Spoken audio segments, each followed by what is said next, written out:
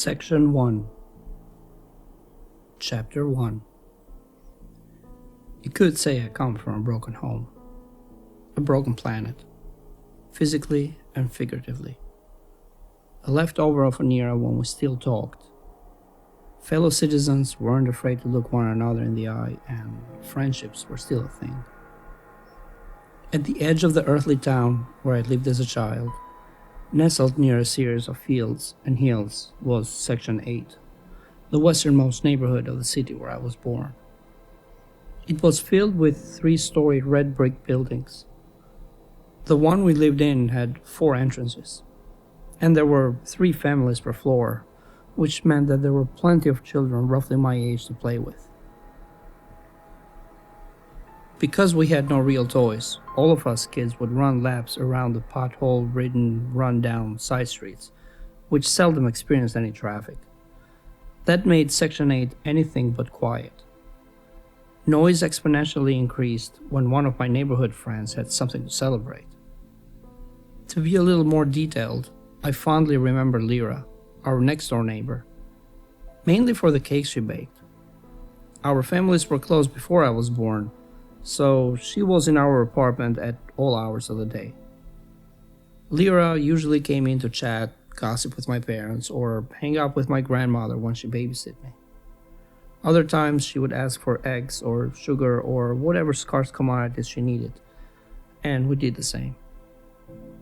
Anyway, one specific night, Lyra was baking a cake for her daughter's birthday, her 3rd. Of course, my parents would help in any way they could, even if it meant we had to ration some milk and sugar for a few days until they were available in the market.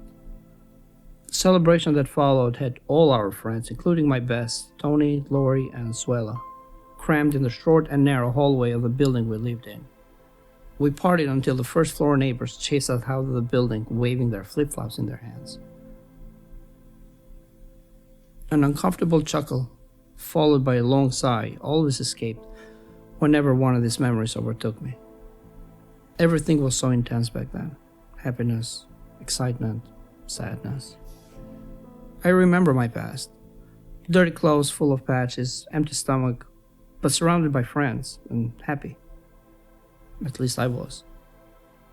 Though I might be reserved to who I share these memories with, I'm not ashamed or embarrassed by them.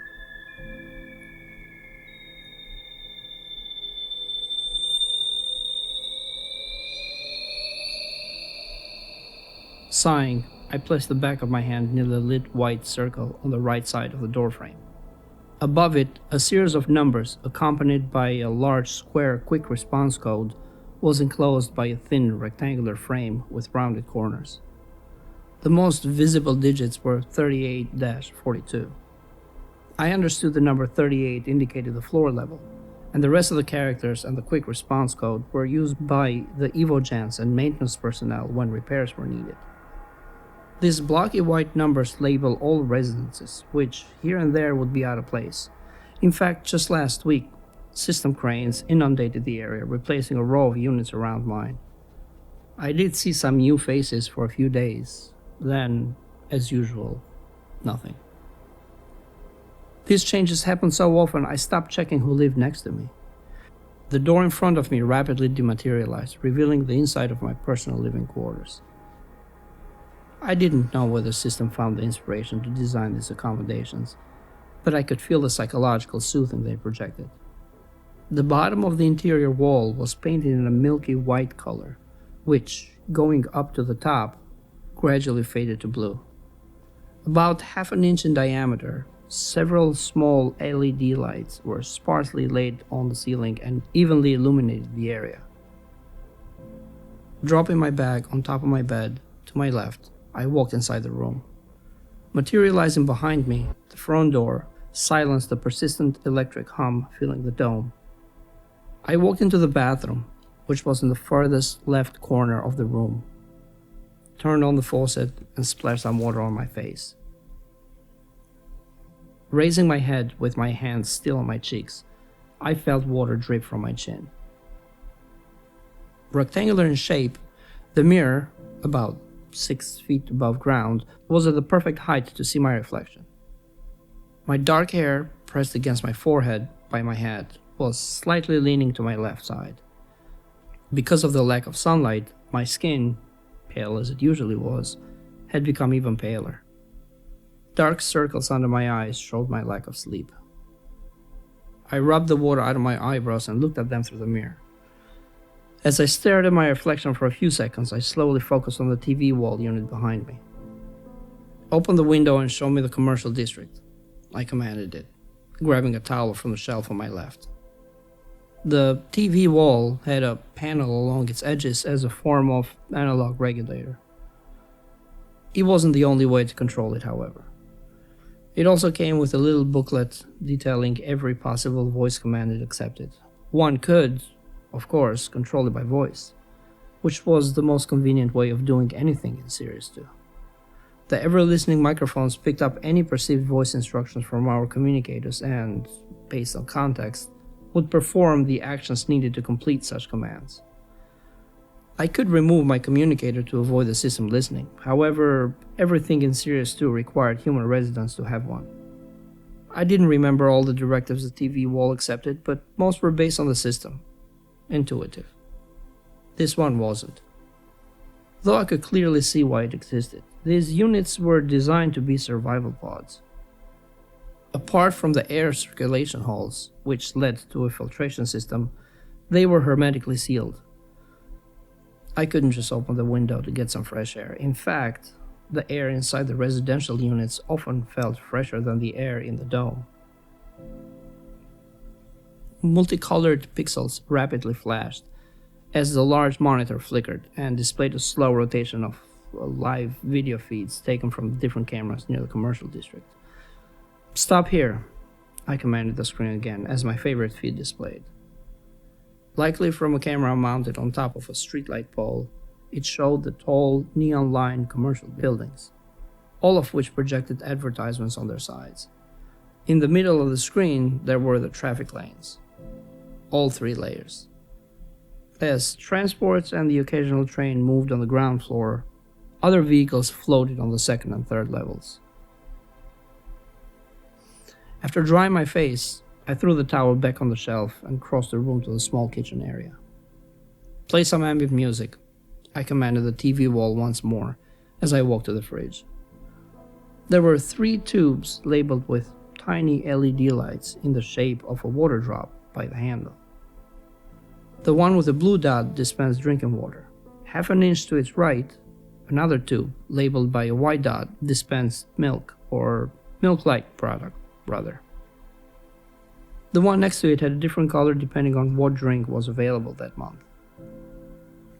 Inside the refrigerator, there were several compartments: bread, fruit, vegetables, and so on. The system would replenish whatever I consumed. My account would be billed based on what I expended for the month. No need to shop or borrow for friends or family. No need for a neighborly chat. A box labeled fruit caught my eye. Peeking, I saw the usual dried fruit, grapes, apricots, and such. Not feeling like consuming any of that, I closed the door. A month in this place, and I was already tired of this food. But it kept me alive, so I tried to make the best of it. Then I remembered the special drink I'd bought a few days ago in the sealed metallic bottle. As slow but steady ambient sounds played from the speakers nested in the ceiling, I sat on my bed, pushed my pillow out of my way, and opened my backpack. Tucked in a special pocket in the main compartment was a tablet I used to read books and articles during my commute. All the way in the bottom was my water bottle. Next to it, a sealed metallic jug. My mouth salivated before I even reached for it. What a strange feeling to have. I knew that what was inside wasn't tasty. The smell of fermented liquor immediately emanated as I twisted the cap open. It reminded me of homemade grappa. It reminded me of earth, of home. Something my grandmother would serve to my uncles when they came to visit us. The lady who sold it assured that the drink wasn't what I thought it was. Taking a sip out of it, I immediately felt the alcohol burn its way down my esophagus, finally stopping in my stomach. As a familiar buzz clouded my head, I kicked my bag on the floor, adjusted my pillow against the wall, and sat on my bed. The initial fruity flavor was quickly replaced by the unforgiving liquor aftertaste, which persisted. Soaking in the sounds and sights from the wall-sized flat-screen TV, I took another sip of the liquor. Though the wall in front of me displayed images of the futuristic city I was in at the moment, my mind drifted towards home. I took another sip. Leading with C3 live feed, C3 meaning Colony 3, of course. The obligatory siren scrolled in the bottom of the screen displaying stock market stats across the colonies and news of the day. As my eyelids got heavier and heavier, I took another sip from the metallic bottle. Placing it on the ground, I finally closed my eyes and fell asleep.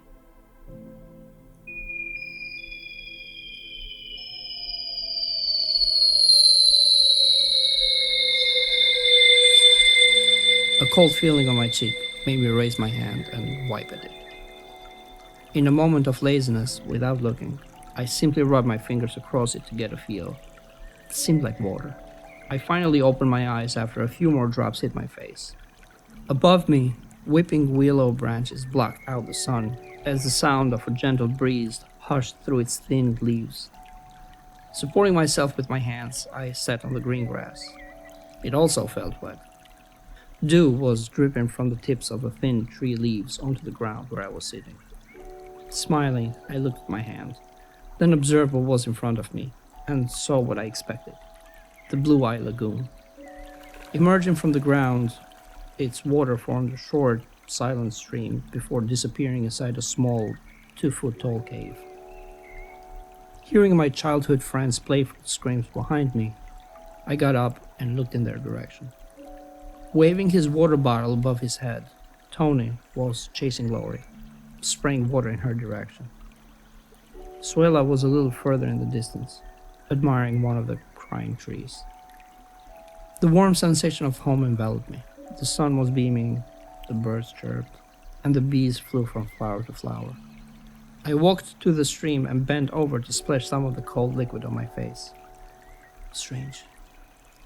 I can't see my reflection. My warm feeling disappeared. Swallowing, I dipped my hands in the deep blue pond, looking for my reflection somewhere within. Nothing. As the sun hid behind a dark cloud, everything around me changed its color to a subdued gray. The wind picked up. In a fit of panic, I sat down on the grass and closed my eyes.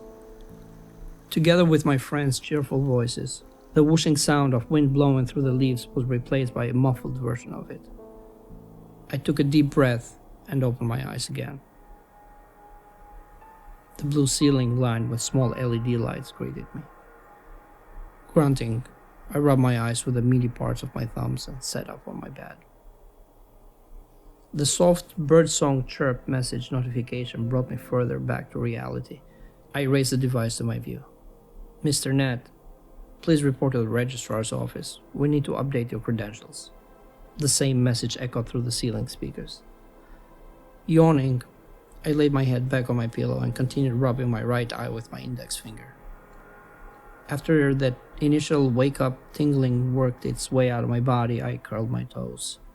That's when I realized that in my sleep, I had kicked my shoes off my feet.